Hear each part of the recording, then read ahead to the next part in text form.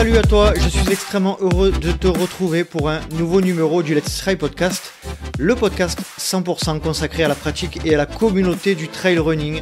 J'espère que tu vas bien. Et un épisode, alors là il est sacrément spécial celui-là, puisque comme assez rarement, je propose un épisode avec un invité international sous deux formats. Cet épisode tu pourras le retrouver si tu parles anglais en format version originale, également diffusé en même temps que cet épisode en version française, et en VO tu pourras également profiter de mon accent provençal, anglo-provençal qui je suis sûr te ravira pleinement.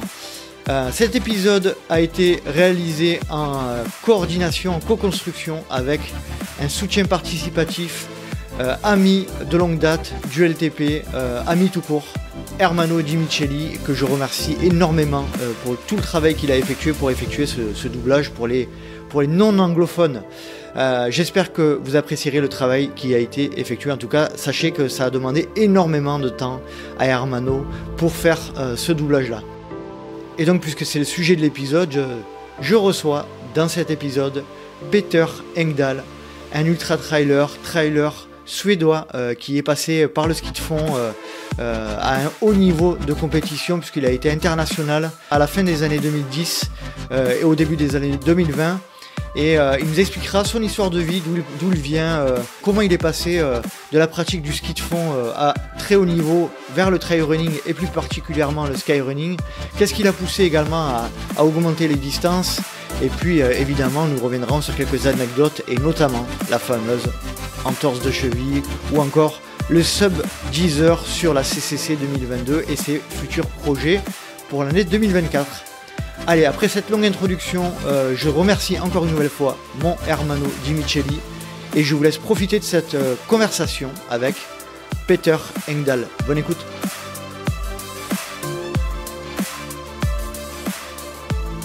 Hello Peter. Salut Peter, c'est un vrai plaisir de t'avoir sur le podcast. Comment vas-tu? Hello, thank you for having me. Great pleasure to talk to you. Merci, c'est un vrai plaisir de parler avec toi. Je vais bien, merci. Je suis en Norvège et c'est l'hiver à plein régime ici. Je profite un peu du ski et oui, il fait encore très sombre ici. Nous n'avons pas vu le soleil dans la vallée depuis environ 2 mois ou quelque chose comme ça et il nous reste encore 1 mois à attendre. Oui, tu sais, la vallée est si raide que le soleil ne touche pas notre maison pendant 3 mois, je pense. Nous devons monter à ski pour pouvoir voir le soleil. Ah ok, c'est pour ça que tu skis donc. Yes, exactly. Yes. Merci d'être là. Déjà, la première des choses, je voudrais remercier un ami en commun qui nous a mis en relation, qui est Hugo Deck. Un énorme coucou et un énorme remerciement à Hugo. Quelle place a Hugo dans ta vie et quelle relation as-tu avec lui? Oui, Hugo Deck est un drôle de type, plein d'énergie. Il a le rire le plus drôle que je connaisse. Unbelievable. Il remplit toute la pièce de joie et de bonheur partout où il passe et où il travaille. Il a un grand charisme. Donc oui, il a rejoint l'équipe l'été dernier, en 2022. Je l'ai rencontré la première fois à Chamonix et nous avons fait de très belles randonnées ensemble. Et j'ai été extrêmement impressionné par son parcours jusqu'au trail running et comment il est passé de joueur de basket, fumeur, à devenir l'un des meilleurs ultra-trailers du monde et un talent énorme. Voilà, c'est un super type, vraiment un type génial et je suis tellement heureux de l'avoir dans l'équipe et fier de l'avoir comme coéquipier. Merci encore Hugo pour cette mise en relation. Vraiment, je tiens à dire que tu es vraiment une belle personne. Et il m'a dit d'ailleurs à ce sujet que ton prénom ne se prononçait pas Peter, mais bien Peter. Est-ce que tu peux nous en dire plus? Yes, well, my name is Peter, not Peter. Oui, mon nom c'est bien Peter et pas Peter. Donc, je suppose que c'est un truc français. Peut-être qu'il n'y a pas tant de Peter en France et peut-être uniquement que des Peter. C'est peut-être plus courant, je sais pas. Mais bon, ça a été une lutte depuis que j'ai commencé à concourir en France. Je pense depuis que je suis athlète Salomon, peut-être même auparavant. En fait, tout le monde chez Salomon m'appelait Peter et dans toutes les courses, j'ai essayé de corriger chaque speaker.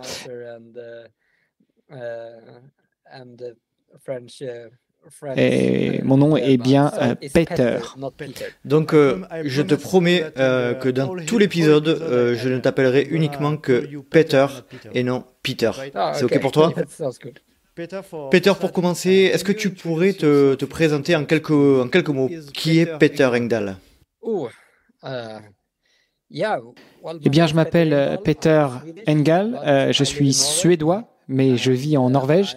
Je suis étudiant en design industriel à l'Université norvégienne de sciences et de technologie. Et je suis aussi coureur de trail professionnel pour le team Adidas Terrex.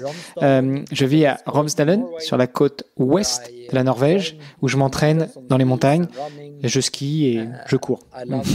J'aime prendre des photos, concevoir des choses de design et aussi jouer de la guitare.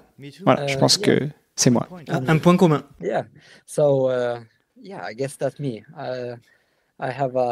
une petite amie qui vit ici à Romsdalen aussi et elle est également coureuse de trail. Ma famille vit toujours en Suède, mais mon frère habite à Trondheim et moi je passe la plupart de mes étés à Chamonix depuis 3 ans pour courir dans les montagnes. J'ai une excellente relation, pour ainsi dire, avec Chamonix et les Alpes françaises. C'est un magnifique endroit où vivre. C'est sûr, la combinaison de Romsdalen et de Chamonix est juste excellente. Merci pour la présentation, Peter. Dans mon podcast, j'aime bien que les invités se présentent et expliquent leur enfance. Où as-tu grandi et dans quel type d'environnement? Alors, j'ai grandi dans la ville d'Asarna, en Suède.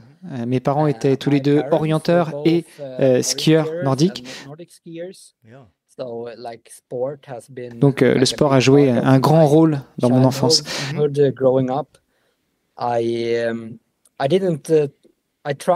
J'ai essayé l'orientation, mais comme je suis daltonien, c'était vraiment pas le sport pour moi. Daltonien, comme on dit en français? On dit daltonien. Je suis très mauvais avec les couleurs. Même si je suis designer, je suis pas très très bon pour choisir les couleurs. Mais bon, l'orientation, c'était pas fait pour moi. J'ai pratiqué à peu près tous les autres sports auxquels vous pouvez penser, du ping-pong au basketball, à l'athlétisme. Le hockey sur glace, la course, le ski et tout le reste. Mais ça a toujours été le ski nordique que j'ai voulu pratiquer. C'était ma grande passion. Donc oui, ma famille et moi, j'ai 2 frères plus jeunes, nous avons passé beaucoup de temps à skier dans les montagnes. C'est là que nous passions tous nos week-ends et nos vacances. Donc le sport a vraiment été une grande partie de mon enfance, ça c'est sûr. Donc beaucoup de sport dans l'enfance et sur ton site internet tu dis que tu n'es pas né pour devenir un skieur de fond. Est-ce que tu peux nous expliquer cela?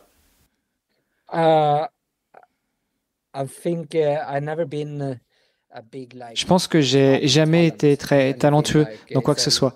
C'était plutôt beaucoup de travail acharné.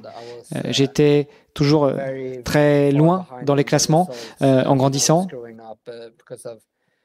Pour plusieurs raisons, je pense.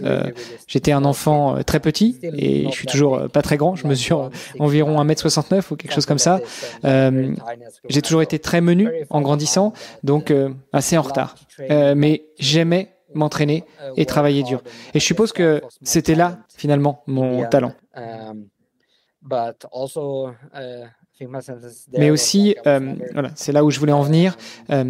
J'étais pas vraiment élevé. J'ai pas grandi pour être un coureur non plus. J'adore courir, mais le ski nordique a toujours été ma passion. Et je me voyais avant tout comme un skieur plutôt qu'un coureur. Mais bon, ensuite, les choses ont changé, je pense. Et quand est-ce que tu réalises que tu peux pratiquer ce sport à un si haut niveau de compétitivité?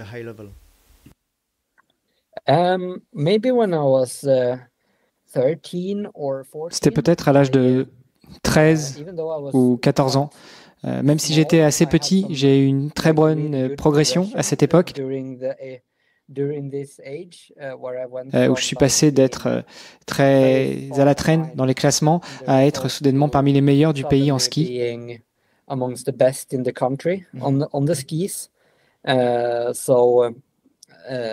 Cela était uniquement dû au fait que j'étais vraiment très concentré et que je m'entraînais très très dur. Et j'avais un soutien énorme de mes parents qui m'emmenaient partout pour pratiquer et skier.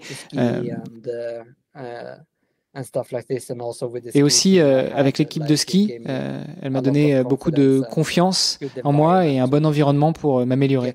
Donc quand j'avais 13 ou 14 ans, j'ai vu une grande progression et j'ai senti que je voulais voir jusqu'où je pouvais aller.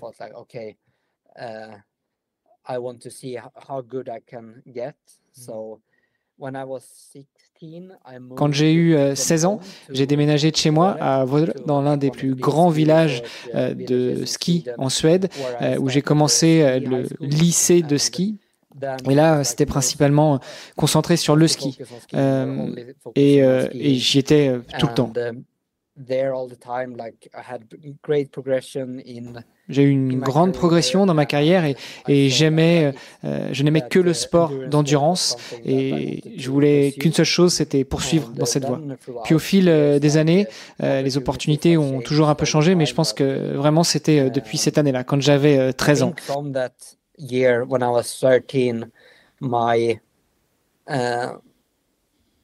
Ma confiance en moi n'a jamais vraiment disparu. Je savais vraiment ce que je voulais faire et ce que je voulais continuer, et c'était de devenir un très bon athlète d'endurance. Au début, c'était le ski, et puis les années suivantes, quand j'ai découvert le trail running et le sport de manière générale, et réalisé combien cela m'apportait et combien de joie je trouvais, eh bien, cela a lentement été de la transition du ski nordique au trail running. Ouais, on va en parler juste après plus précisément. Et tu parles de ski. Est-ce que tu peux préciser si c'est ski de fond, ski nordique, etc. Est-ce que tu peux nous dire ce que c'est? Oui, ski de fond. Est-ce que tu peux nous donner des moments clés qui ont marqué ta carrière dans le ski de fond? Yes. Oui, mon plus gros accomplissement, je suppose, a été ma première Coupe du Monde à Holmenkollen à Oslo. En 2018. Exactement là où j'ai pu représenter la Suède en Coupe du Monde pour la première fois.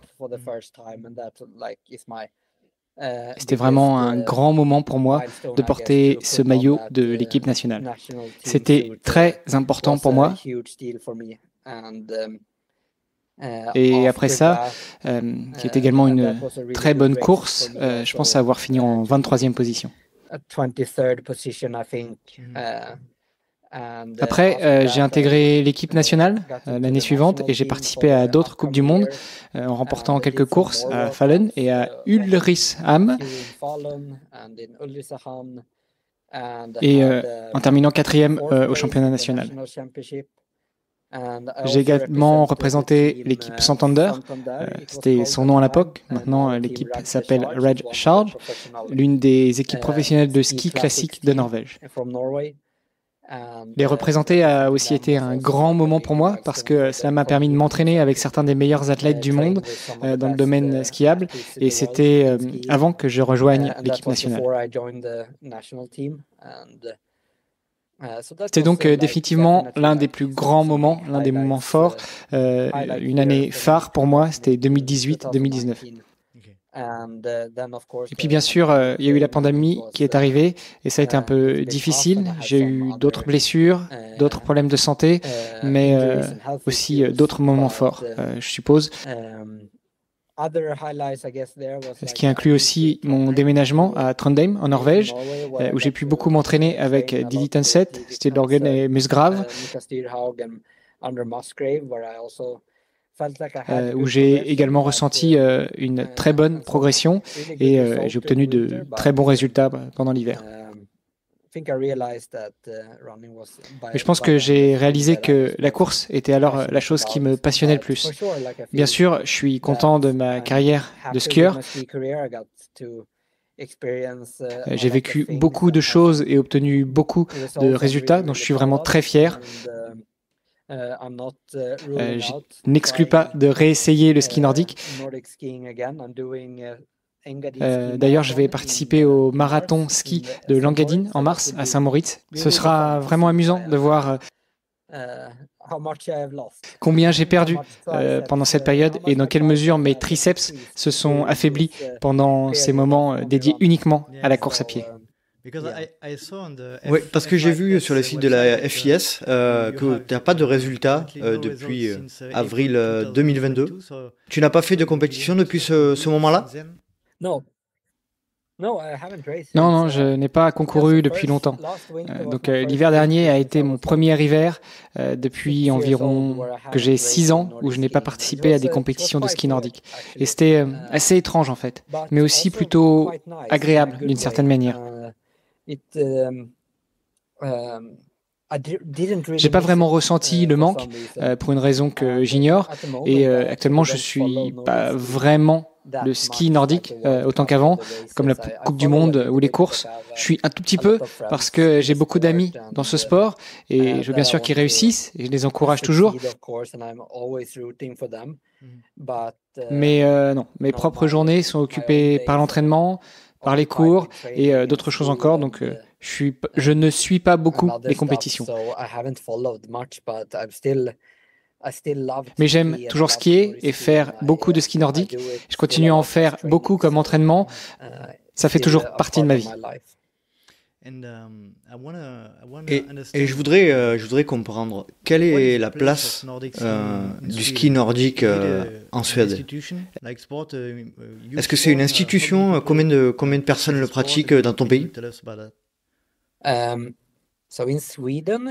En Suède, le ski n'est pas aussi populaire qu'on pourrait le penser car dans les grandes villes comme Stockholm, il n'y a pas tant de neige que ça. On skie davantage dans les villes plus au nord comme Östersund, Umeå, Falun, où il y a quelques skieurs qui pratiquent régulièrement.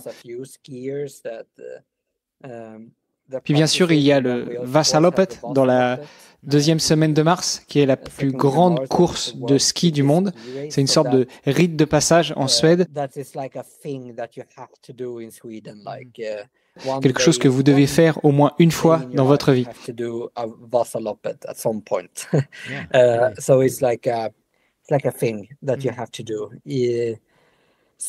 Mais le ski en tant que sport n'est pas aussi important qu'en Norvège, où je vis actuellement.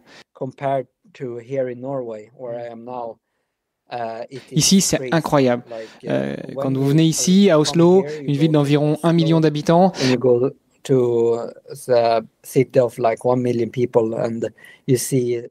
vous voyez des gens dans le métro se baladant avec des skis en plein centre de la ville pour aller skier.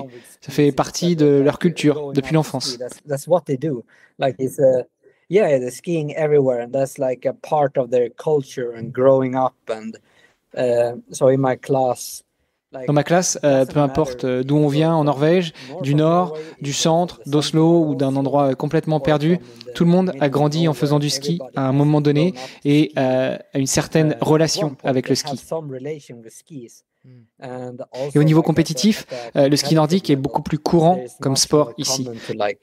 Practice Nordic skiing as a sport. Like I remember, there's like one club in Oslo. Je me souviens, par exemple, à Oslo, il y a un club qui compte, Alors, 13 000 enfants entre 8 et 13 ans. Kids between the age of 8 and 13 in their ski club. Donc c'est pas étonnant qu'ils dominent le sport. C'est juste incroyable. Lorsque vous allez en forêt ou sur les pistes, vous voyez même les tout petits de la maternelle sortir avec des skis. Ici, le ski est presque une religion. C'est super important. Pour en revenir à ta compétition en Coupe du Monde en 2018 à Oslo, ça fait quoi d'avoir le maillot de son équipe nationale sur ses épaules? C'était incroyable. C'était la première fois? Oui, c'était la première fois que j'enfilais le maillot de course suédois et que je représentais mon pays. Et le faire aussi à Oslo et dans le 50 km à Holmenkollen, c'était énorme pour moi parce que c'était la course qui était en haut de ma liste, la plus prestigieuse Coupe du Monde de l'année, là où il y a le plus de spectateurs et elle a une histoire. Et juste comme ça. It has a history and et pour moi, je suis meilleur sur les longues distances. Donc, c'était une course où je sentais que j'avais de bonnes chances de bien courir.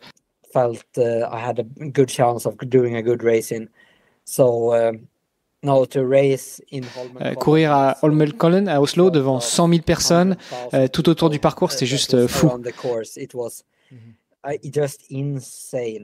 J'ai encore des frissons quand j'en parle.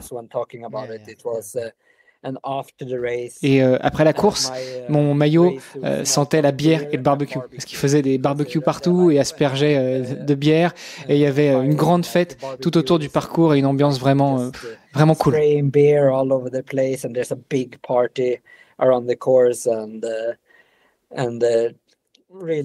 Et bien sûr, ça a aidé aussi à ce que je fasse l'une de mes meilleures courses de ma carrière. Évidemment, c'était énorme. Pour parler un peu de cette transition du ski nordique au trail running, on voit sur ton site, qui est d'ailleurs très bien fait, tu dis « Je ne me suis jamais considéré comme un coureur à pied, je courais l'été pour préparer ma saison de ski l'hiver ». Tu peux dire que tout a commencé comme ça, Peter?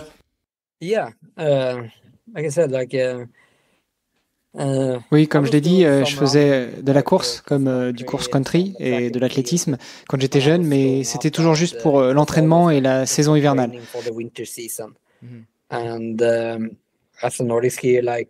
En tant que skieur nordique, du moins pour moi, je trouvais que courir était un bon entraînement très efficace comparé au ski à roulettes. Je faisais bien sûr beaucoup de ski à roulettes, mais pas autant que les autres dans l'équipe nationale.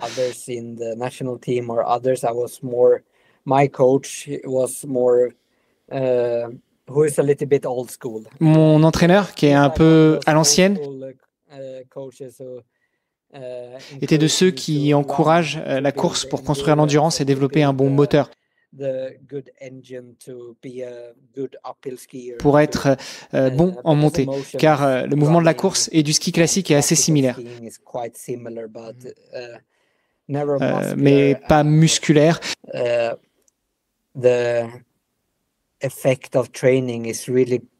Et l'effet de l'entraînement est vraiment génial en courant comparé au ski à roulettes. Donc c'était une grande partie de mon entraînement pour l'hiver.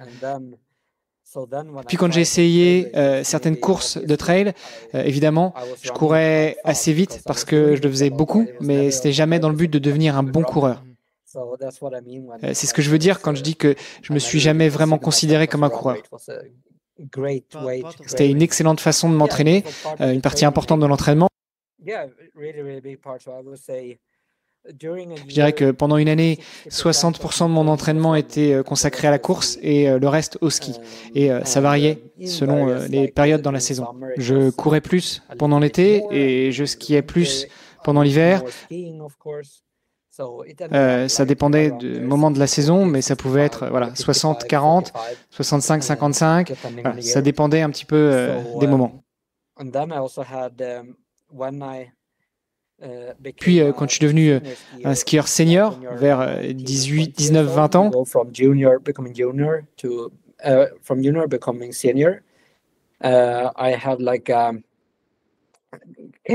j'ai atteint un carrefour.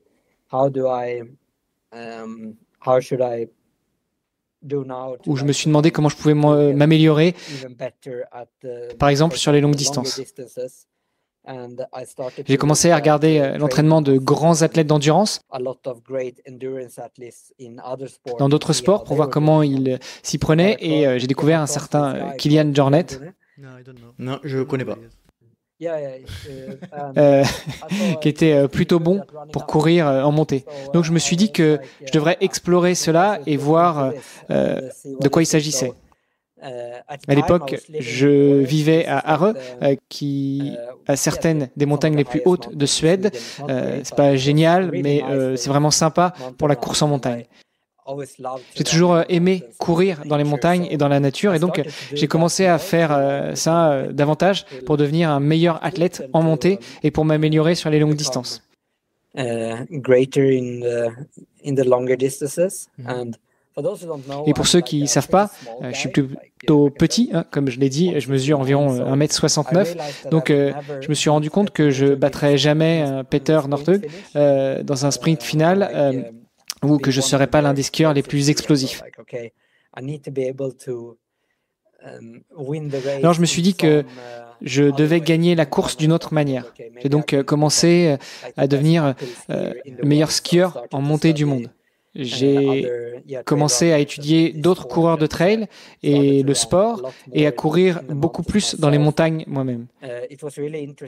C'était vraiment intéressant de voir que quand j'ai commencé à courir davantage en montagne, ma performance en ski s'est améliorée et je suis devenu de mieux en mieux. C'est vraiment intéressant et à partir de cette année-là, c'est devenu une plus grande partie de mon entraînement et ma force en tant que skieur. Et j'ai vu que tu as commencé à faire des courses en mode skyrunning et la première compétition internationale que tu as réalisée, c'est en 2018 en Italie, je crois. 2017. J'ai dit 2017? Non, 2016. C'était ma première course à Limone sul Garda. C'était ma première Coupe du Monde. Donc tu as commencé par faire des compétitions avec des niveaux très élevés, internationaux. Pourquoi tu as souhaité commencer si tôt à te frotter à cette concurrence? Oui. Tout d'abord, j'ai participé à quelques courses en Suède, hein, bien sûr, plus locales. J'ai réalisé que l'entraînement portait ses fruits et que je gagnais beaucoup de courses en Suède. Et bien sûr, je suis devenu curieux de voir ce que cela donnait au niveau international. Donc, je suis allé à Limone pour voir comment... Quel était ton niveau? Oui, exactement. Et c'était vraiment, vraiment bien. Je pense que j'étais 15e à la Sky Race et 6e, je pense, au kilomètre vertical. C'était bien, mais c'était pas vraiment le maximum. Mais ça m'a beaucoup motivé à revenir et à faire mieux. Puis l'année suivante, j'étais 5e à la Limone Sky Race et je pense 4e au KV. Donc j'ai eu une belle amélioration juste après la première course. Et puis ensuite, je suis allé à Zermatt. J'ai fait la course là-bas à Zermatt. Zermatt, le marathon de Zermatt. Exactement. La Sky Race là-bas. Et l'année suivante, c'était la saison 2018 qui était, je suppose, ma grande...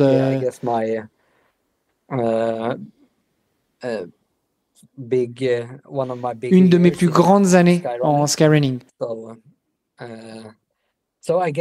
Donc, je suppose que la raison pour laquelle je voulais faire de la compétition était un peu de voir si j'étais pas seulement bon en ski nordique, mais si l'entraînement que je faisais me donnait aussi les moyens, les compétences en trail running. Et puis aussi, à partir de ces premières courses, je me suis rendu compte que j'aimais vraiment la communauté, l'atmosphère, et juste de courir, sortir dans les montagnes en liberté. Donc, c'était pas seulement le côté positif, du sport, mais c'était aussi toutes les autres choses, tout ce qu'il y a autour.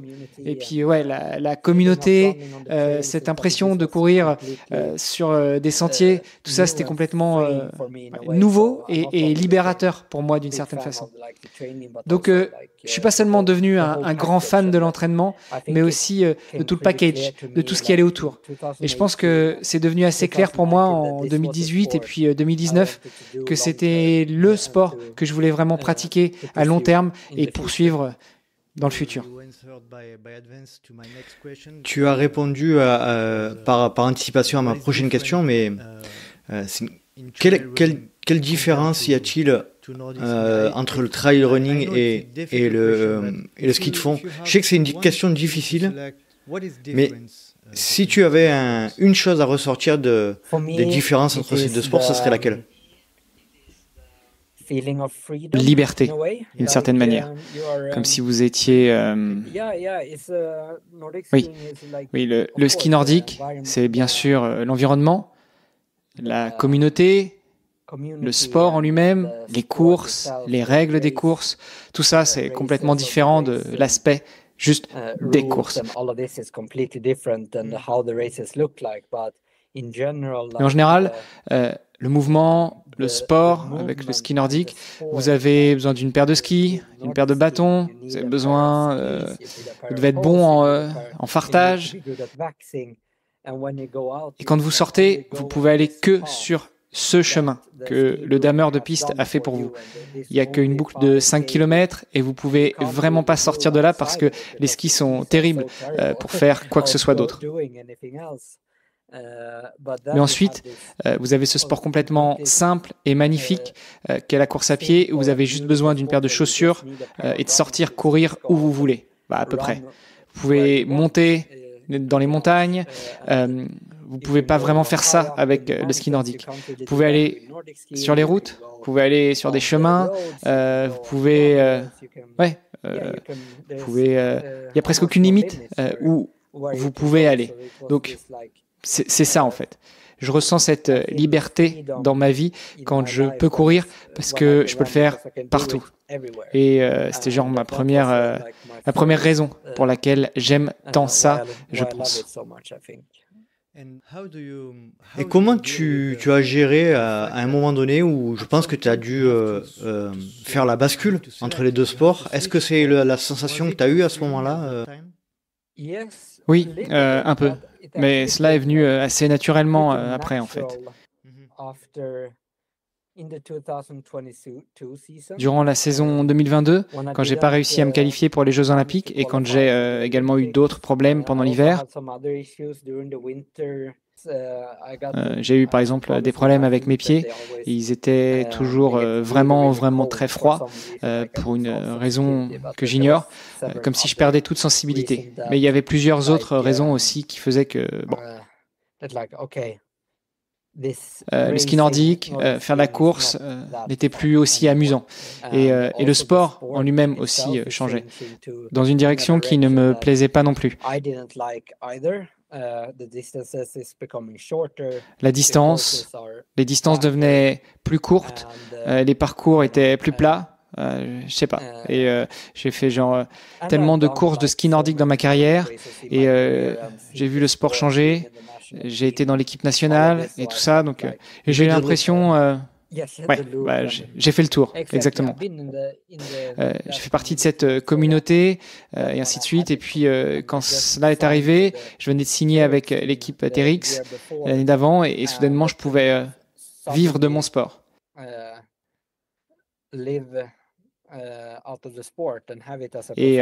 Et l'avoir comme profession.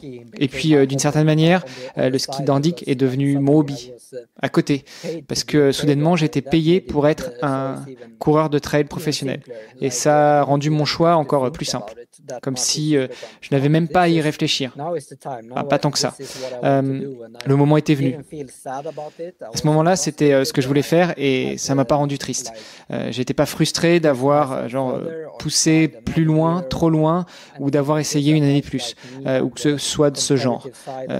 J'avais l'impression que de mon côté, le côté compétitif du ski nordique, c'était terminé.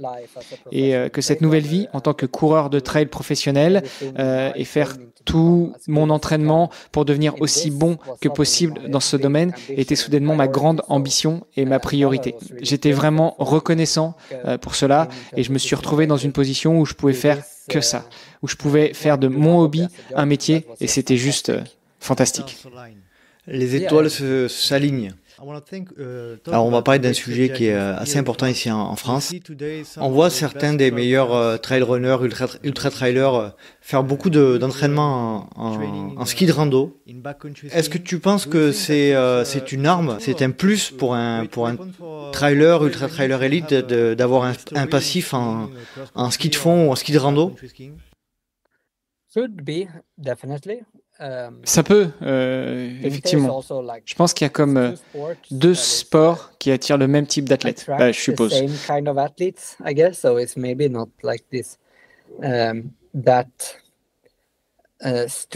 Donc c'est peut-être pas si étrange que les trailers fassent beaucoup de ski ou que les skieurs beaucoup de trail, parce que cela attire le même type de personnes. Mais il y a définitivement des coureurs qui ne skient pas et qui s'en sortent vraiment, vraiment très bien.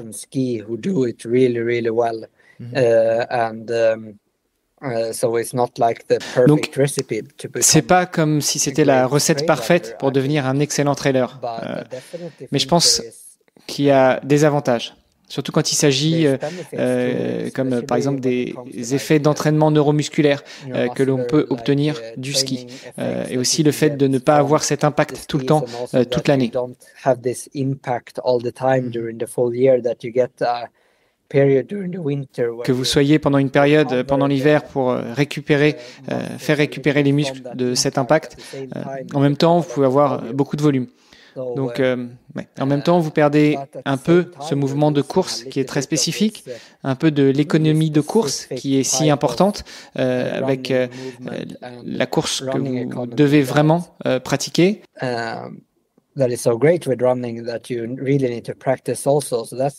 Donc ça a été un défi intéressant. C'est quelque chose que j'explore cette année pour essayer d'intégrer un petit peu plus de courses, surtout comme des séances de vitesse pendant l'hiver, pour voir si je peux... Pour ne pas perdre des compétences comme la vitesse notamment. Oui, exactement. Pour l'instant, je me sens que c'est quelque chose que je dois aussi améliorer et quelque chose, je ne veux pas attendre le printemps pour essayer de l'améliorer. Parce que alors la saison des courses commence et je dois récupérer de ces mêmes courses, mais je dois aussi me préparer pour les courses d'après.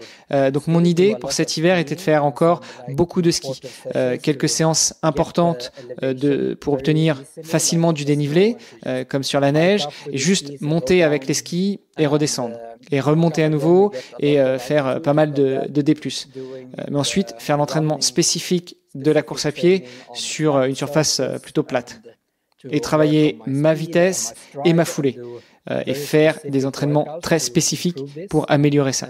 Avant, la course, c'était un peu quand le temps était mauvais, qu'on ne pouvait pas skier, ou c'était un peu des courses de récupération. C'est juste pour bouger les jambes. Maintenant, cet hiver, j'ai senti que, pour la prochaine saison, il faut que je m'améliore. Donc, les choses comme ma foulée ou l'économie, donc j'ai senti que je pouvais pas attendre et j'ai vraiment pas attendu le printemps. J'ai besoin de travailler dessus pendant l'hiver. Mais c'est un peu une période hybride en fait. Ouais, je fais pas genre de très longue distance. J'essaie plus de trouver l'équilibre au niveau de l'entraînement croisé. Je dirais en même temps, c'est peut-être 60 à 70% de ski en ce moment et le reste, c'est de la course. Je cours entre 70 et 100 km par semaine avec une séance d'intervalle et une sortie longue. Donc pas énorme en termes de quantité, mais c'est juste assez pour avoir l'impression que je cours toujours. Et c'est toujours une partie de l'entraînement et pas juste un peu à côté. Ouais, c'est assez logique. Ouais. Hein. Et on disait tout à l'heure que tu avais commencé la compétition avec le skyrunning, qui sont des courses courtes et techniques, on peut dire ça, hein, clairement. Qu'est-ce qui t'a amené à allonger les distances, notamment lors de la Transvulcania en 2019?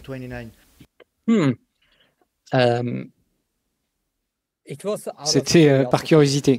Je pense que pour moi, la première Sky Race que j'ai faite à Limón, c'était 24 km. Pour moi, cela semblait super long.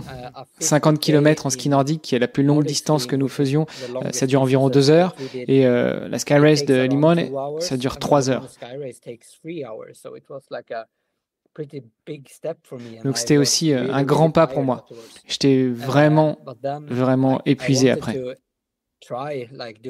Ensuite, je voulais essayer de faire des distances un peu plus longues et voir ce qui se passe avec le corps et l'esprit. Donc, je me souviens, le premier ultra que j'ai fait était, j'appelle ultra, je sais pas, mais c'était plus long qu'un marathon. C'était la Matterhorn Ultrax à Zermatt. Je pense que c'était 49 km et ça, c'était vraiment, vraiment long, quoi. Et j'étais tellement détruit après ça. Puis l'année d'après, j'ai fait le Trofeo Kima, qui est plus long en termes de temps, mais pas tant en termes de distance. Mais j'ai pu expérimenter ce que c'était que de courir pendant plus de 6 heures.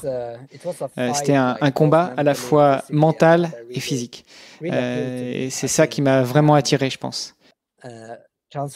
Et la Transvulcania, c'est devenu cette course qui, je pense, je suivais Ida Nilsson, bien entendu, qui avait remporté la course 3 années de suite, et est devenue genre cette énorme course sur mon radar que je voulais faire au moins une fois. Et je décidais de la faire en 2019. J'ai eu une expérience différente, comme j'ai ressenti à la fois. J'avais l'impression que je pourrais plus jamais faire ça. Je me souviens être parti un peu fort. Je menais depuis le départ quasiment. Comme je faisais que des courses plus courtes, je pensais que le rythme était vraiment, vraiment lent. Donc je suis parti facile et je me suis dit c'est facile. Et je devais avoir un écart genre de 8 minutes sur Thibaut Garivier et puis soudainement je me suis senti ennuyé après 40 km. Et là, je me suis dit non, c'est vraiment nul, il faut juste que je finisse. Ça craint et je ferai plus jamais ça. Donc, j'ai perdu beaucoup d'énergie. Et puis ensuite, mon problème, mon diable de course est revenu quand j'ai vu que Thibaut et Dimitri me rattrapaient. J'ai pu les suivre encore pendant quelques kilomètres et puis il y a eu un très beau combat et puis j'ai chuté dans la dernière descente mais je les ai pas perdus de vue mais bon, j'ai quand même fini 3e. C'était une énorme course pour moi et l'un des meilleurs résultats que j'ai jamais fait. C'est quelque chose dont je suis vraiment très fier mais je pense que la réflexion après coup et non, je referai plus jamais ça. Mais comme la plupart des gens qui essaient l'ultra, vous changez vite d'avis. Et le jour suivant, c'est bon, c'est OK. Vous changez effectivement d'avis quelques heures après et c'est du genre, vous vous inscrivez tout de suite pour un nouvel ultra. Et donc, c'était une expérience très cool. Et puis, mon attention a commencé à se porter sur des courses plus autour du 100 km et peut-être même éventuellement autour des 100 miles, l'UTMB ou une course de ce genre que je cherchais pour un futur un peu plus éloigné.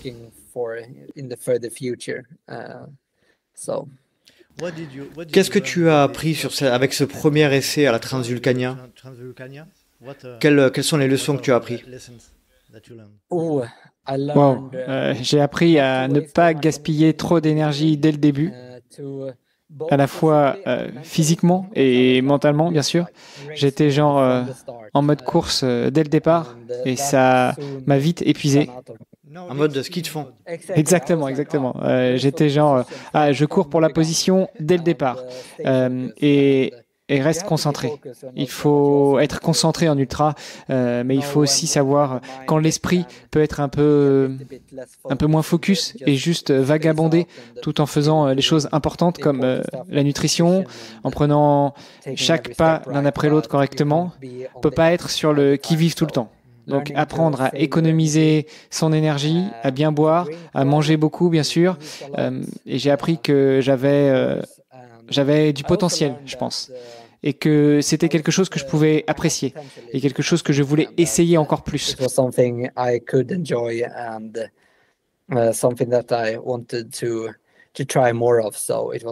Donc c'était pas seulement genre mauvais ou des leçons que je voulais améliorer pour l'année suivante, mais aussi j'ai trouvé des forces en tant que coureur ou ultra runner pendant cette course que j'ai pu garder avec moi.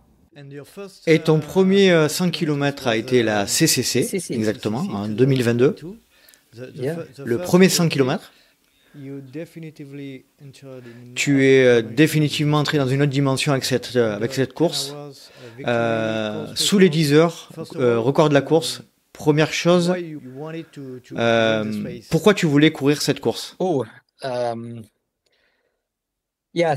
Ah oui, la CCC était l'une des courses où on se dit ça aurait pas pu être mieux que ça. C'était probablement la meilleure course de toute ma carrière qu'on regarde en ski ou en trail. Comme l'un de ces jours où on se dit je n'aurais pas pu faire beaucoup mieux de toute façon.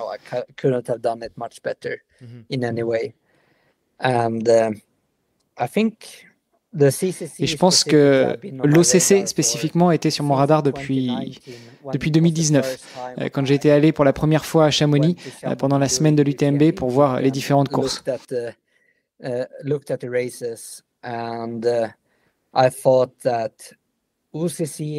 je pensais que l'OCC ressemblait vraiment à une très belle course, mais pas si différente de ce que j'avais déjà fait. Elle est plus courte, elle est rapide et c'était toujours quelque chose que je voulais vraiment faire. Je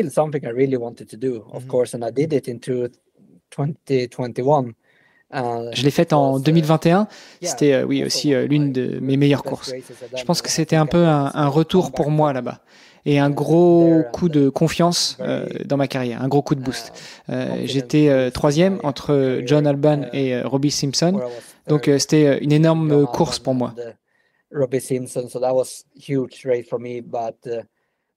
une fois que je l'ai terminé, je me suis immédiatement dit non, c'est la CCC que je veux faire. Parce que j'avais regardé la course de la CCC en 2009 et j'ai pensé que c'était une distance c'était toujours rapide, mais encore une course d'endurance, d'ultra plus longue. Pas comme l'UTMB où, tu vois, même si... les leaders, ils sont en mode longue randonnée. C'est presque une course de randonnée et ça semblait un peu trop lent pour moi. Mais la CCC, c'était une course rapide, d'une certaine manière, sur une durée un peu plus longue. Donc c'était un objectif précoce pour moi depuis 2019, qu'un jour, je voudrais faire la CCC.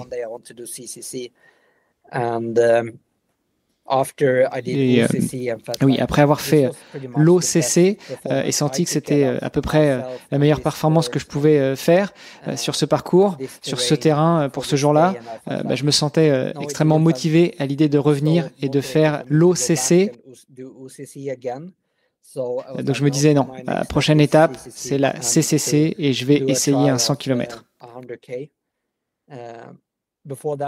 Avant ça, j'avais fait les Templiers, qui était 80 km, donc c'était la course la plus longue que j'avais faite jusqu'à présent et je sentais que c'était juste un petit peu plus court que la CCC, mais une distance que je pouvais bien gérer et que j'aimais.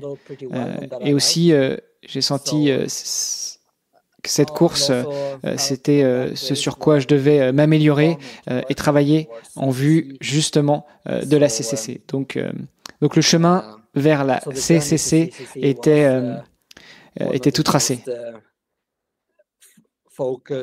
l'un des entraînements les plus focalisés, les plus focus et spécifiques que j'ai jamais fait pour quoi que ce soit.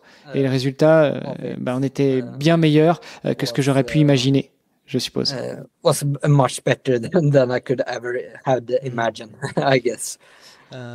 En parlant de ce voyage vers la CCC, cet entraînement, quel plan, quel entraînement as-tu planifié, as-tu mis dans le calendrier pour atteindre ce but? Et quelle différence y a-t-il entre la préparation pour la CCC et pour une course plus courte, par exemple?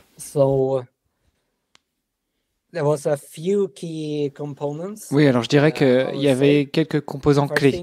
La première chose, c'était la vitesse de montée et l'endurance en montée sur lesquelles j'ai travaillé. Sur lesquelles j'ai travaillé pendant de nombreuses années. Mais pour moi, c'était vraiment de maîtriser cette vitesse de montée.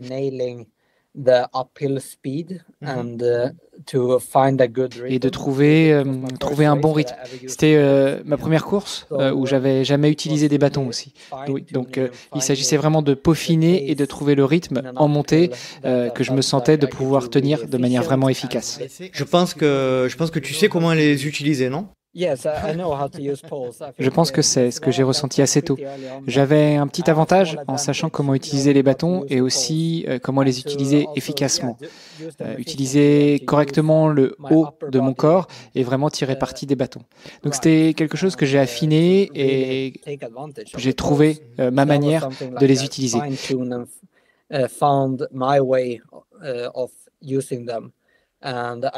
Et j'ai entendu dire que oui, on peut me voir de loin quand je marche avec les bâtons parce que je marche comme si je faisais du ski nordique, selon certains.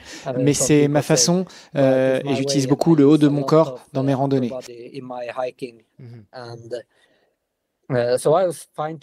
Donc j'ai affiné cela, trouvant la vitesse que je sentais pouvoir tenir pendant une période plus longue. Et pour l'autre partie, c'était la descente et la course sur le plat. Et c'est quelque chose que j'ai réalisé pour ma première fois pendant l'OCC. Je pense que quand j'ai couru avec Jonathan Albon pour la première fois cette année-là, et j'ai vu à quel point il était incroyablement bon en descente et sur le plat. Il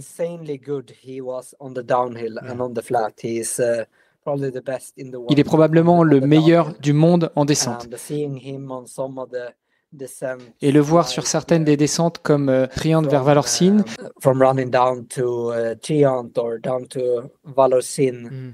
où il pouvait juste me prendre 2 minutes en si peu de temps. Et puis je l'ai aussi affronté à la Maxi Race à Annecy en 2022, où je pouvais prendre une avance de 2 minutes sur lui en montée, mais il la rattrapait immédiatement en descente.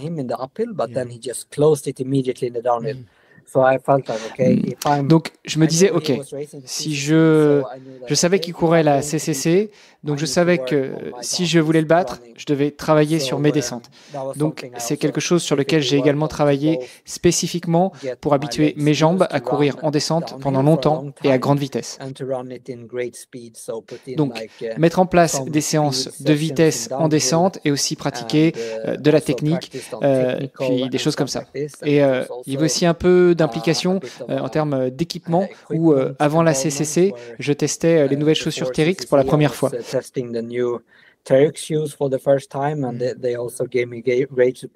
Elles m'ont aussi donné beaucoup de soutien pour pouvoir pousser un peu plus fort en descente. Donc quand je suis arrivé à la CCC, finalement, j'ai senti pendant cette première descente vers le refuge Burton que, je m'étais bien entraîné dans la descente. Je peux facilement suivre et je m'étais bien entraîné pour ça. Puis il y avait la partie de la course sur le plat où j'ai finalement pas fait beaucoup de travail de vitesse. J'ai fait un peu de travail sur piste ou des choses comme ça, mais j'ai vraiment plus affiné que véritablement travaillé la partie sur le plat. Entre La Folie et Champais, il fallait que je puisse maintenir un rythme autour de 4, 10, 15, 20, parce que c'est un rythme où je suis très à l'aise, facile à courir, et j'aurais pas dû courir plus lentement. Je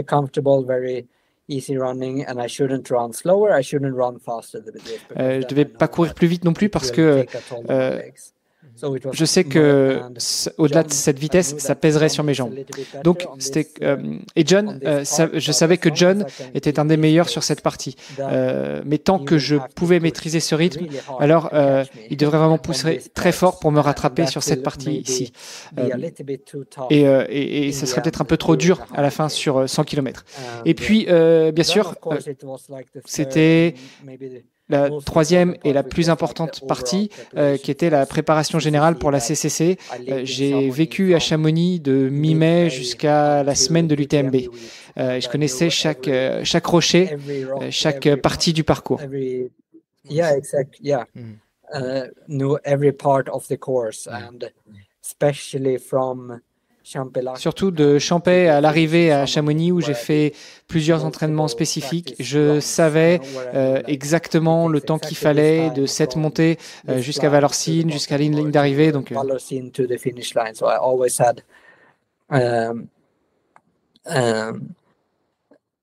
ouais, j'étais chez moi, sur mes sentiers. Je savais où se situait chaque ruisseau.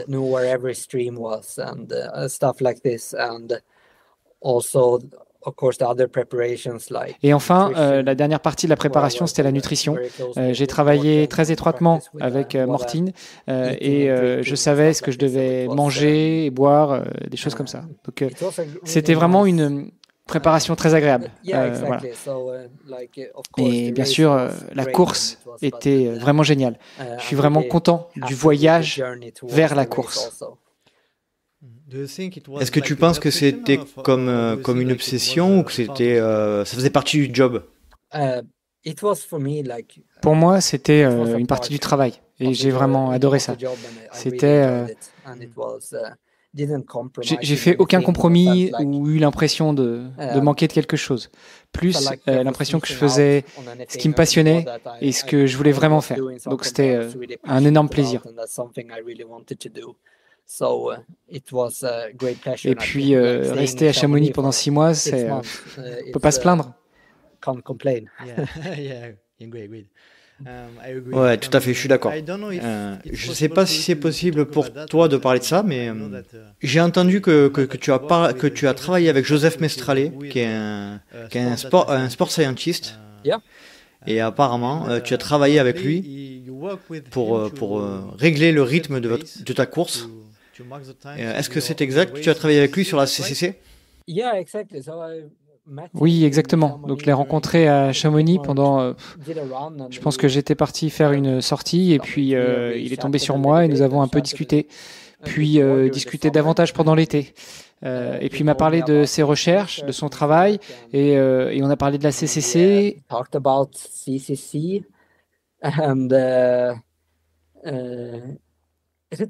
Et pour être honnête, je pense que j'ai fait un peu mieux que ses prédictions en termes de rythme. Je pense qu'il avait prédit que si je faisais une très bonne course, je serais en 8e position et ça aurait été vraiment bien. Donc je pense que nous avons affiné un petit peu l'algorithme pour la Transvulcania quelques mois plus tard et ça a vraiment bien fonctionné là-bas.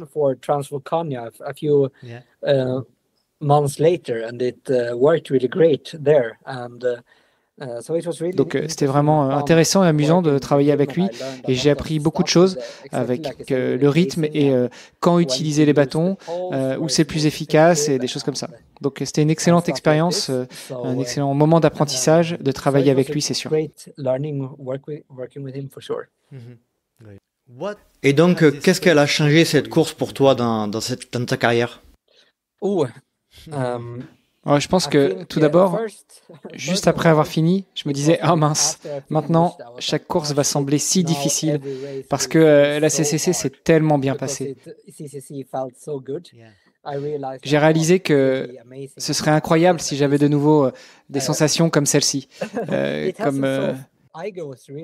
L'Eiger a été une très belle course et j'ai eu de superbes expériences en course depuis, mais j'ai réalisé que ce serait difficile d'égaler celle-ci.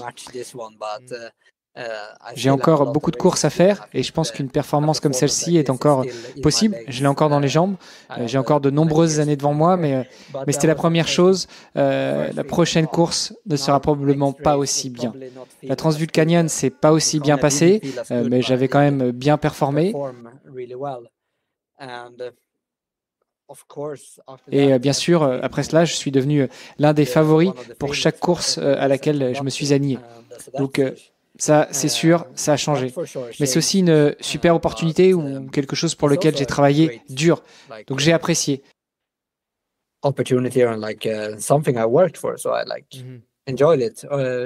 Dire que c'est une partie du jeu de devenir un favori si tu as une course, l'une des plus grandes courses du monde.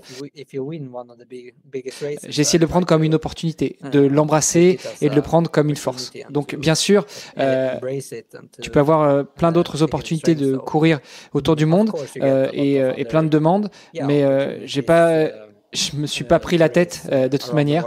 J'ai essayé de rester concentré sur ce qu'il fallait faire à l'avenir et de continuer à apprécier le travail pour continuer à progresser et ne pas rester sur les succès passés. I didn't let it go to my head in any way, and to stay focused on what to do in the future, and still enjoy the work and not live out of previous successes. Est-ce que tu peux dire que c'est définitivement le plus beau moment de trail de ta carrière jusqu'à présent? Yes. Yeah, it was. Oh oui. I would say that CCC. Ouais, je dirais que la CCC et le 50 km de Holmenkollen, si je devais choisir deux courses, ce sont les moments les plus spéciaux pour moi dans ma carrière. Absolument.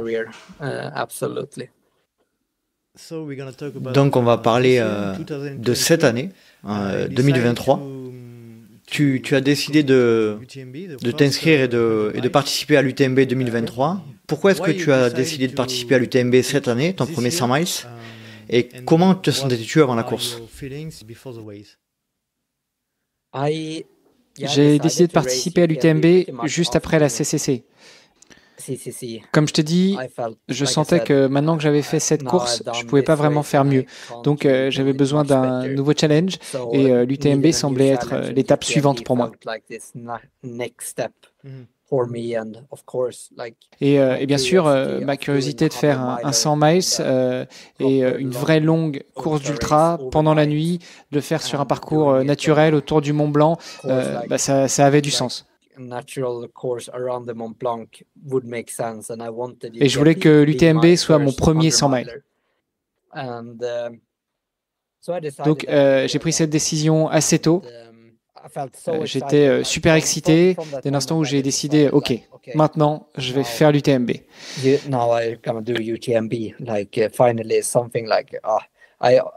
J'entendais qu'il n'y avait que des fous pour faire l'UTMB et voilà, soudainement, je me suis rendu compte que, OK, moi aussi, je serai à l'UTMB.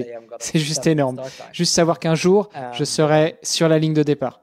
Et c'était toujours dans le fond de ma tête tout au long de mon entraînement, tout l'hiver.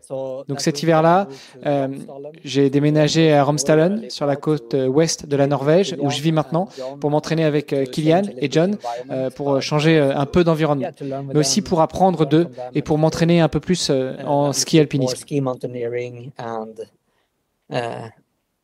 Nous sommes devenus un très bon groupe d'entraînement ici et nous avons fait des entraînements plus longs et aussi des entraînements de nuit pour pratiquer l'entraînement pendant la nuit.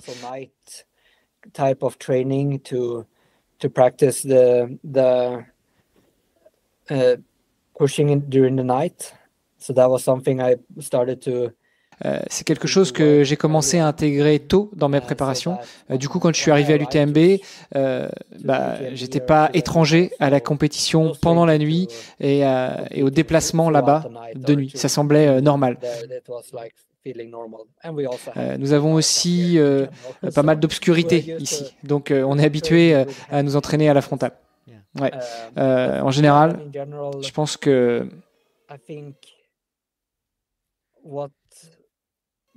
ce qui me traversait un peu l'esprit, c'était que oui, la CCC était un véritable succès et je voulais pas seulement vivre à la hauteur de cette année-là, je voulais aussi avoir une belle performance à l'UTMB. C'était la seule chose qui me préoccupait. Maintenant, avec du recul, ça a peut-être été un peu trop. Je mettais beaucoup trop l'accent uniquement sur l'UTMB et pas sur les courses de préparation. Voilà.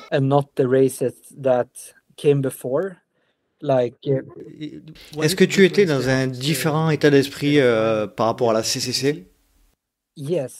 Oui, d'une certaine manière. Mais d'un autre côté, c'était aussi assez similaire parce que oui, la CCC a toujours été mon objectif principal pour 2022. Mais j'ai quand même réussi à profiter, à me pousser à mes limites. Et je sais pas, comme on dit, embrasser chaque course qui est venue avant et ça pendant l'année 2022. Et je pense que j'étais peut-être un peu plus heureux, peut-être pendant tout ce process vers la CCC.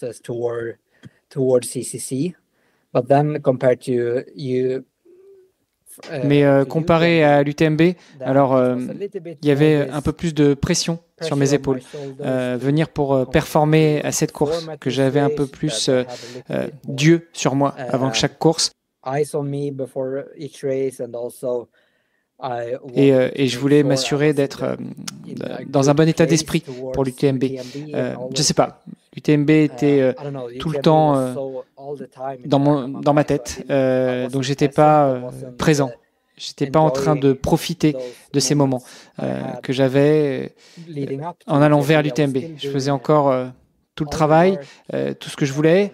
Je pense aussi, avec du recul maintenant, un peu trop quand il s'agissait de l'entraînement. Je me poussais un petit peu trop. J'avais l'impression de devoir courir un peu plus tout le temps parce que voilà, je faisais un 100 miles et je prenais jamais assez de repos.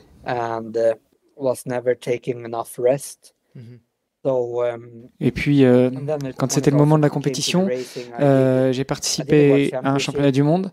Ça n'a pas été une très très bonne expérience. J'ai eu une petite blessure durant une chute au printemps. Donc, je n'étais pas vraiment prêt. Mais le marathon du Mont Blanc s'est vraiment très très bien passé. C'était plus, comme je me disais, ok, c'était bien. Je suis dans le process, dans le bon process pour l'UTMB. J'étais pas très heureux du résultat, mais c'est un excellent résultat. C'était plus comme une confirmation que j'étais sur la bonne route vers l'UTMB. Et pareil pour l'Eiger, c'est peut-être l'une de mes meilleures performances, mais j'en étais pas content. Pas content de cette performance. Pendant cette période, c'était plus comme, ok, je dois juste cocher une case de plus, évaluer la course plutôt que de profiter du succès de chacune de ces courses. C'était plus comme une partie de l'entraînement vers l'UTMB. Et donc, quand je rentrais des courses, je m'entraînais encore plus parce que j'étais en plein entraînement et j'en ai fait trop en juillet.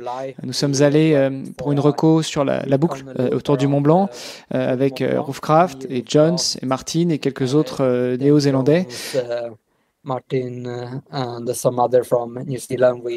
On a fait la boucle pour vérifier le parcours et puis quelques autres entraînements aussi. Et c'était juste trop en fait.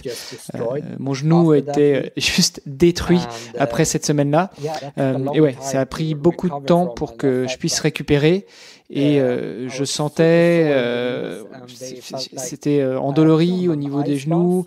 On a fait des bains de glace et c'était raide tout le temps. J'étais pas tranquille, j'étais pas serein, mais j'ai pas vraiment écouté mon corps, pas vraiment écouté la douleur. Je pense que j'avais peur de trop me reposer. Mais il fallait que je me repose, mais j'avais peur. Donc je n'arrêtais pas de courir.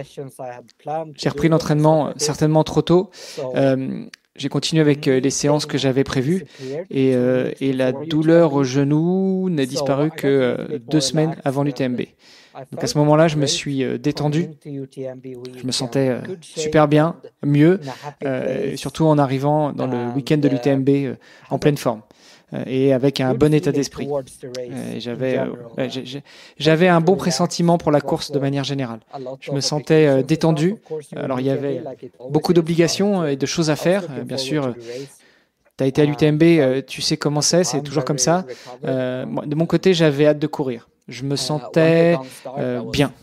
J'avais prêt, j'étais détendu, j'avais bien récupéré. Et quand le départ a été donné, j'étais super excité et je le sentais. J'ai beaucoup apprécié le début de la course et de courir pendant la nuit. Et puis, je pensais que tous mes problèmes étaient résolus et que j'avais passé un cap. J'ai quitté Courmayeur à la 3e place avec Germain Grangier et puis soudainement au refuge Berton, mon genou à nouveau s'est mis à être douloureux, comme s'il y avait une grosse pile de glace dessus. Les genoux sont devenus très douloureux et je pouvais pas courir, je pouvais pas faire un pas de plus. Donc j'ai pratiquement randonné du refuge Berton jusqu'à Champey. Finalement, j'ai pas pu courir beaucoup. J'ai plutôt bien randonné en montée, mais à chaque fois que ça descendait, du col Ferret jusqu'à la Foulie, c'était les kilomètres les plus douloureux de ma vie. Oh mon Dieu, quand j'y pense. Et je suis resté 1 heure à Champellac juste pour essayer de récupérer au niveau des jambes autant que c'était possible. Et j'ai essayé de sortir de la station pour courir quelques kilomètres. Et là, mes genoux ont juste flanché et c'était fini. J'étais assez déçu pendant un moment après parce que j'avais l'impression que c'était une fin abrupte de la saison et tout à coup je me disais oh non, j'ai juste rien fait cette saison, j'ai pas été à la hauteur de l'année précédente.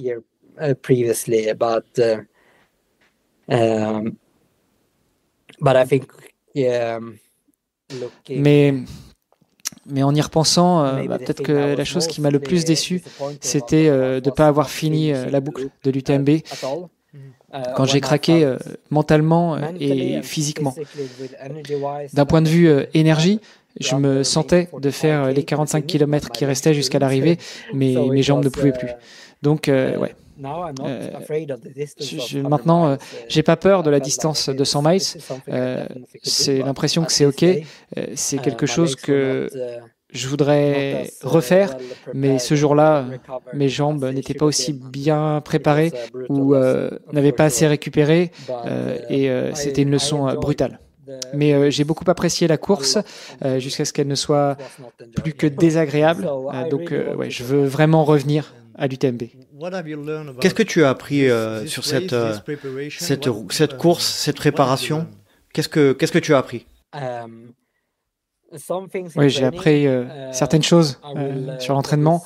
Cette année, par exemple, je vais essayer de rester un peu plus détendu pendant la course, pas faire autant que ce que j'ai fait l'été dernier et faire un peu plus d'entraînement croisé comme je l'avais fait l'année précédente, comme du ski à roulettes, du vélo.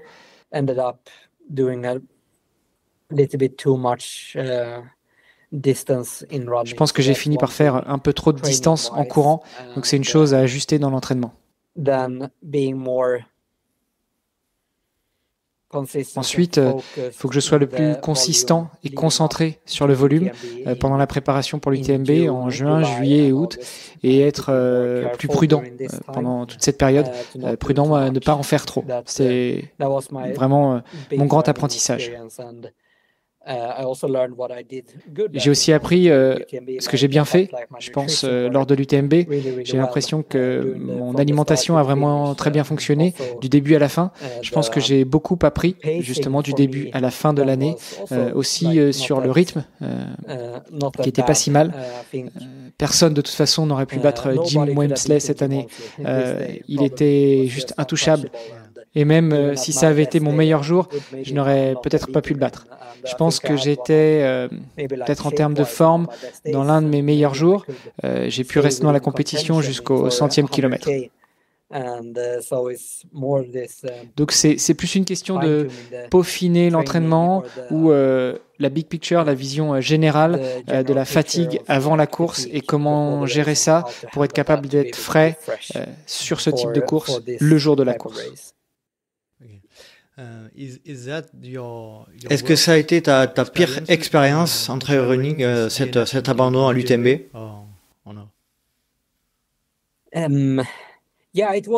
Oui, c'est sûr, c'était difficile. J'ai été déçu de moi-même, bien sûr. Yeah, disappointed of myself, of course. Lot of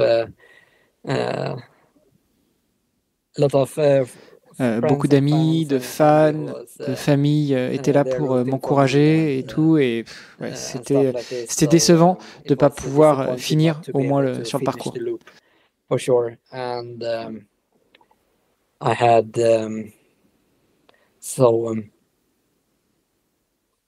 yeah, I was disappointed for sure. J'étais déçu. Mais j'ai eu beaucoup de courses difficiles dans ma carrière parce que j'ai beaucoup couru à la fois en ski nordique et en trail, mais je m'en suis remis assez rapidement. Et en évaluant la saison, il faut que je prenne que les bons côtés de l'UTMB. Donc je dois regarder ce que j'ai vécu pendant la course et apprendre du process, ce que je dois faire mieux la prochaine fois. Je me suis pas tant penché sur ce que je dois encore améliorer pendant la course de l'UTMB, mais je pense que je l'avais assez bien cerné.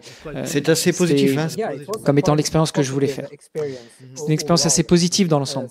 Donc c'était plutôt qu'est-ce que je dois faire différemment dans l'entraînement et dans les préparatifs de la course. C'est ce que je fais quand j'ai regardé en arrière la saison et puis j'ai revu les autres courses un peu plus en détail comme l'Eiger et le marathon du Mont Blanc et j'ai pensé ok, c'était de bonnes courses, c'était de grandes performances et je peux courir toujours plus vite.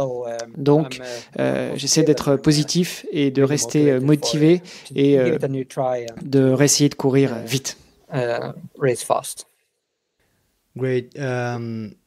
Mais qu'est-ce que cette course, l'UTMB, la rend si particulière et si difficile à gérer? Est-ce que c'est la pression? Est-ce que c'est la compétitivité? Ou le format lui-même de la course, le format de la course? It's, I guess you would say it's both. It's all parts. On pourrait dire que c'est les deux. C'est un énorme privilège de juste être sur la ligne de départ. On ressent cette pression. C'est des milliers de personnes qui essayent juste d'avoir un ticket à la loterie pour cette course. Donc le fait d'obtenir une place, c'est comme si on voulait bien faire les choses et montrer qu'on mérite cette place d'une certaine manière et pas la prendre pour acquise.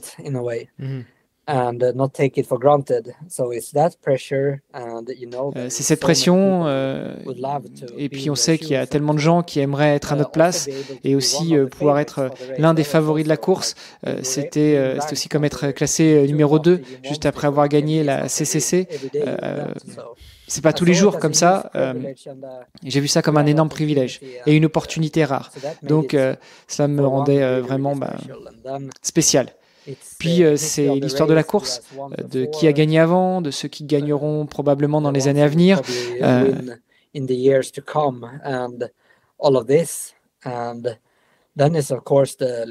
puis bien sûr l'emplacement et l'histoire du Mont Blanc et de Chamonix, qui est le centre de l'alpinisme en Europe, et c'est la plus haute montagne des Alpes.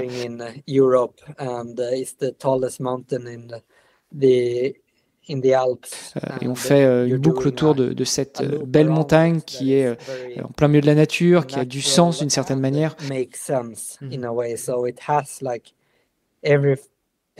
Donc elle a tout pour être une course qui mérite sa valeur et la grande réputation et la compétition.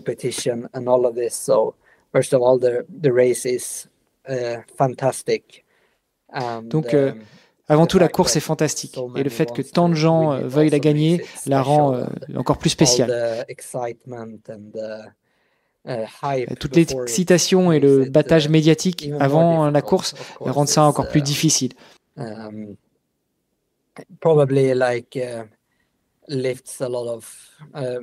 Voilà, ça rend les choses beaucoup plus tendues avant le départ de la course.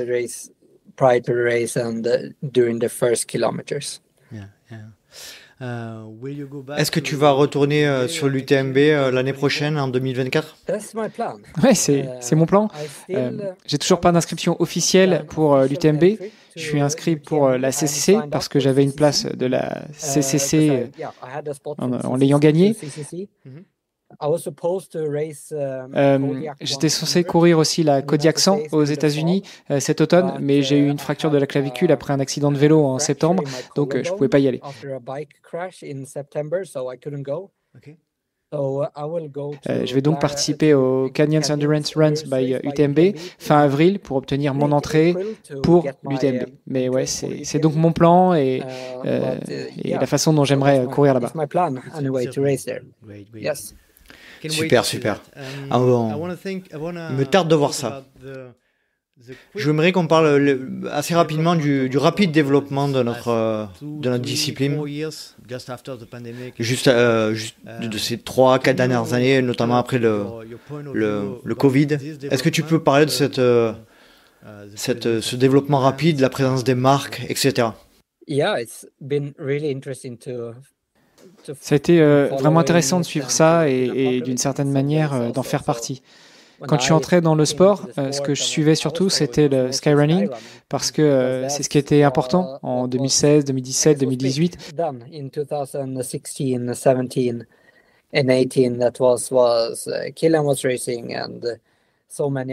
C'était là que Kilian courait et tant d'autres qui étaient excellents en trailrunning. C'est ce que j'ai commencé à suivre en tout cas. Et je pense qu'en général, il y avait un grand intérêt pour ce type de course.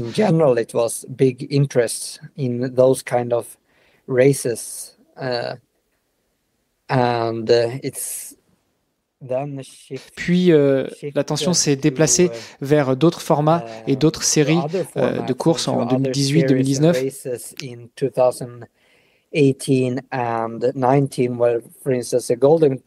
Par exemple, le Golden Trail Series qui est apparu, et puis les courses de format court comme les courses entre 20 km et le marathon qui ont attiré beaucoup plus d'athlètes vers ce type de course et de série. Certaines des courses faisaient toujours partie de la série de skyrunning comme Zegama, les Dolomites, Glencoe Sky en Écosse et puis d'autres courses qui font partie des Golden Trail Series, qui ont été des Sky Race avant. Scotland and many of these races that is in Golden Trail Series have been sky races before. Même le marathon du Mont Blanc. Donc c'était un peu le début. Il y avait plus d'accent sur le côté technique. Et puis, ça a évolué plus vers le trail running et les performances, un peu plus accessibles à un public plus large. Parce que le skyrunning, c'est quand même très, très niche, très, très technique. Tu vas très haut en altitude, tu vas sur des courses très techniques et c'est vraiment pas pour tout le monde. Bref, le focus sur les courses plus courtes et qui sont maintenant un peu moins techniques, mais plus rapides, ça les rend plus attractives pour plus de coureurs et un peu partout dans le monde qui n'ont pas des sentiers très techniques près de chez eux. Je pense que c'est un développement assez bon pour cette niche du sport. Pretty good development of this niche of the sport. And à l'époque, je suivais pas tant que ça les séries sur les ultras, donc je peux pas vraiment dire que si c'est important ou pas, mais évidemment l'UTMB, la Western State sont des grandes courses, tout comme le Grand Raid, le Mute bien sûr, et puis la Transvulcania dans les catégories des ultras en dessous de 100 km. And then I guess Je suppose que, comme la série UTMB, ça a pris beaucoup de place dans la scène de l'ultra. Ça a pris... ça apparaît comme étant l'un des points forts, bien sûr. Spot in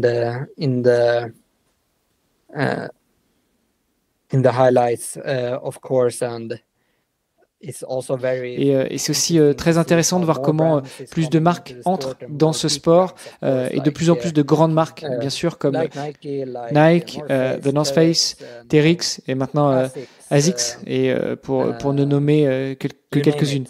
Il n'y a plus que Salomon comme acteur principal.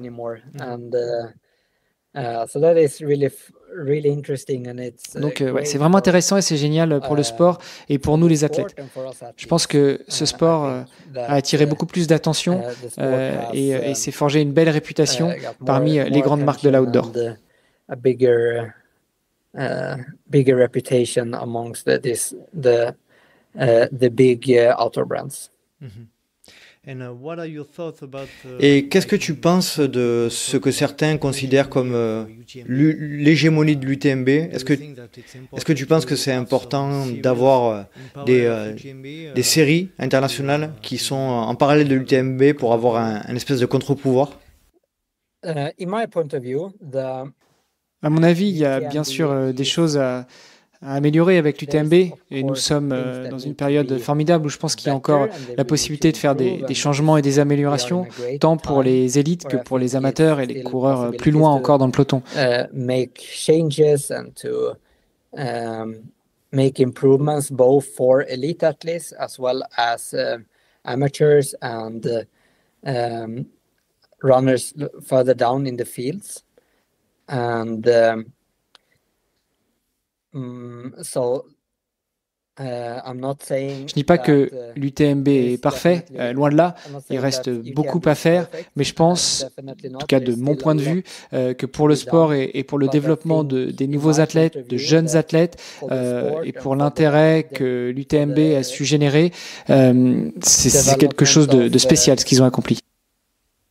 New athletes or like younger athletes and for the interests that UTMB has done something special. Et cela revient aussi à ce que j'ai dit auparavant sur l'emplacement en pleine nature de la course à Chamonix, le parcours, l'histoire, la culture autour du Mont Blanc et de Chamonix. C'est une course, je pense, qui ne peut pas être répliquée ou courue ailleurs. Chamonix, it's like a race that I think can't be replicated or done anywhere else, just like. Enfin, c'est comme le Tour de France, ne peut pas être ce qu'il est dans un autre endroit. C'est unique. C'est juste unique. And it's huge like this, so ce qu'on peut faire, nous, en tant qu'athlètes élite, c'est aider à l'améliorer et à rendre l'UTMB encore meilleur. Improve it and to make it better, and I am positive that. Je suis convaincu qu'on est vraiment dans une période où on peut l'améliorer. Et je suis immensément fier et impressionné par la communauté du trail running qui s'exprime, qui est active, qui induit des changements. That we are speaking up, that there are athletes who is active in making changes. Contrairement au ski nordique ou à d'autres sports où on attend simplement. C'est tout ce qu'on a à faire. Yeah, just waiting for what the sports are taking, and we are. But it's a very active community. C'est une communauté très active que le trail qui veut le meilleur pour ce sport. Pour moi, c'est formidable qu'il y ait cette course unique, cette série qui est si unique, qui bénéficie de beaucoup de financement, d'attention, et où les meilleurs parmi les meilleurs veulent participer. Une course où gagner, être sur le podium ou dans le top 10 peut radicalement changer toute ta carrière. C'est une excellente opportunité qu'on a là, et si ça se passe dans un endroit comme Chamonix, ça a encore plus de sens, et c'est juste fantastique.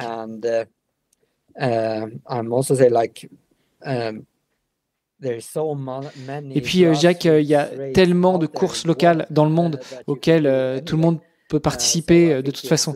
Je pense que c'est génial qu'on ait une course un peu folle. Il faut apprécier ça. Moi, j'aime toujours participer à des petites courses locales, des courses courtes où on s'inscrit pour 15 euros. On court juste pour avoir un t-shirt et puis une bouteille d'eau à l'arrivée. Il n'y a pas de photographe. Voilà, c'est génial. C'est génial qu'il y ait des courses comme celle-ci aussi. Et je pense que nous, en tant qu'athlètes élites, on doit également participer aux petites courses pour rester connectés à la communauté. Ça fait aussi partie des racines de ce sport. Et je pense qu'il devrait être possible, à côté de ça, d'avoir cette semaine folle où nous nous sentons comme des vrais sportifs professionnels. Et penses-tu, pour finir sur ça, penses-tu que ce soit possible qu'une autre course soit la course la plus compétitive du monde, ou est-ce que tu penses que l'UTMB c'est définitivement le sommet de l'ultra-trail mondial? I don't know. It's very interesting. When it comes to 100 miles, je sais pas, c'est super intéressant en ce qui concerne les 100 miles et les 100 km. Je pense que c'est difficile de trouver un endroit et une atmosphère aussi emblématique que l'UTMB. Mais je pense que pour l'OCC et pour ce format de distance plus courte, c'est plus varié et peut-être plus basé sur la saison. Peut-être que pour l'instant, Sierre-Zinal est la plus grande et la plus compétitive. Mais ce serait intéressant de voir si d'autres courses peuvent aussi concourir dans cet espace des 100 miles, 100 km.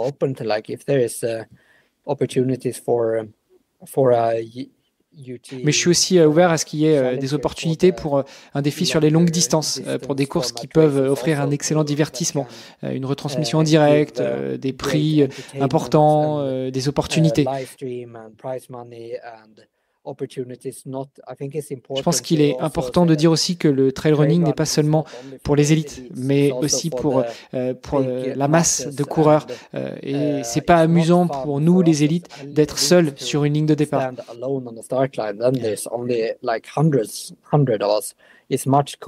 C'est beaucoup plus cool, plus marrant d'être sur une ligne de départ avec des centaines, des milliers de personnes. Bien sûr. Il doit y avoir un parcours, un lieu où beaucoup de gens peuvent se rendre. À cet égard, Chamonix fait du sens.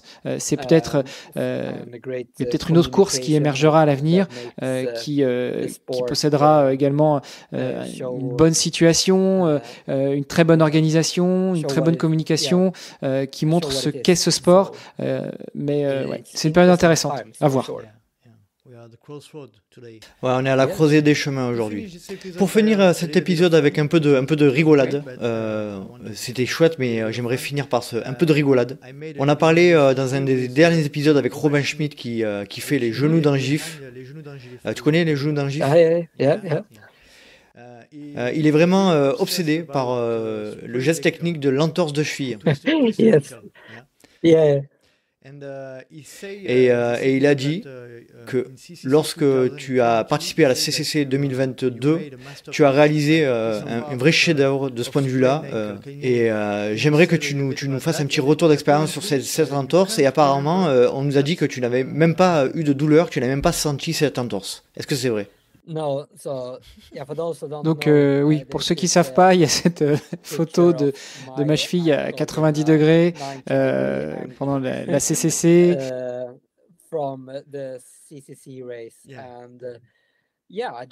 Et ouais, je me souviens pas comment c'est possible. C'est possible. C'est assez incroyable. Je me souviens de m'être foulé la cheville un peu avant Valenciennes, mais c'était la cheville droite, je crois. Ouais. Tu es très souple, hein? Je me suis déchiré tellement les ligaments tellement de fois que peut-être qu'ils ne peuvent plus être étirés.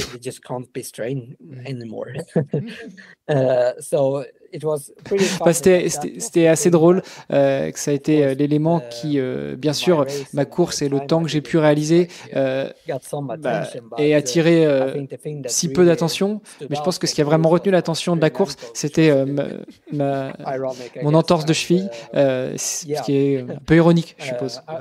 Mais ne t'inquiète pas, on ne se souviendra pas que de cette entorse, mais également du temps que tu as mis dans la course. Mais ouais, je comprends pourquoi il a aimé mettre cette photo dans les genoux dans le gif.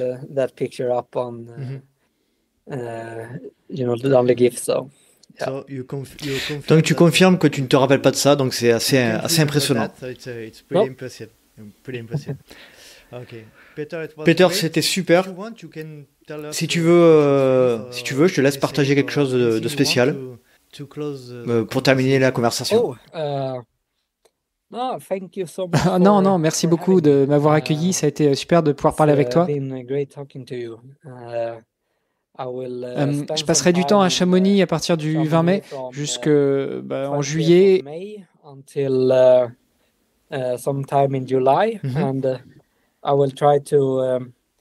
Et je vais essayer de battre le record de montée et de descente du Mont Blanc. Donc voilà, si quelqu'un est dans la région à ce moment-là, passez faire un petit coucou. Si vous voulez faire un footing ou quoi que ce soit, juste contactez-moi.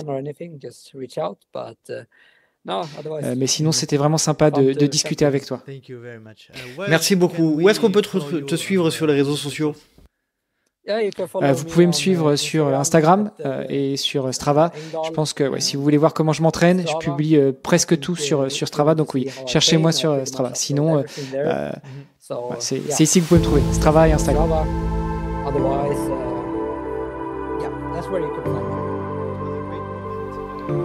C'était un super moment. C'était un vrai honneur de te recevoir dans le podcast. Bonne année pour toi. Bonne UTMB. Et merci énormément. Merci beaucoup. Merci beaucoup. Et voilà, cet épisode est à présent terminé. J'espère que vous avez apprécié cet échange avec Peter. Et je dis bien Peter Engdahl, que je remercie énormément pour le temps qu'il m'avait accordé.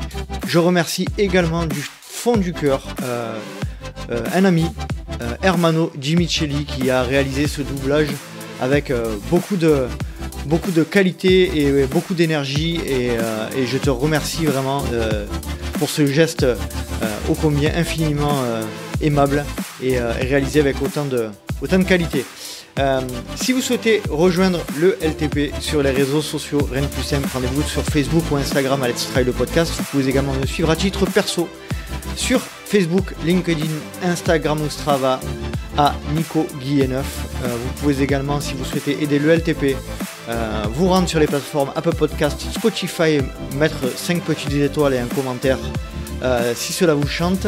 Et puis si vous souhaitez également aider le LTP, n'hésitez pas à parler du podcast autour de vous, à promouvoir la bonne parole.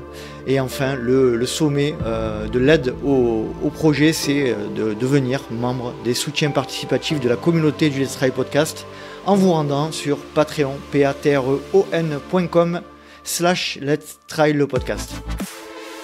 J'espère te retrouver pour un prochain numéro du Let's Try Podcast et d'ici là, n'oublie pas, si tu penses que c'est impossible, fais-le pour te prouver que tu avais tort. Salut. Yeah. I know that probably likes to put that picture up on on the gift.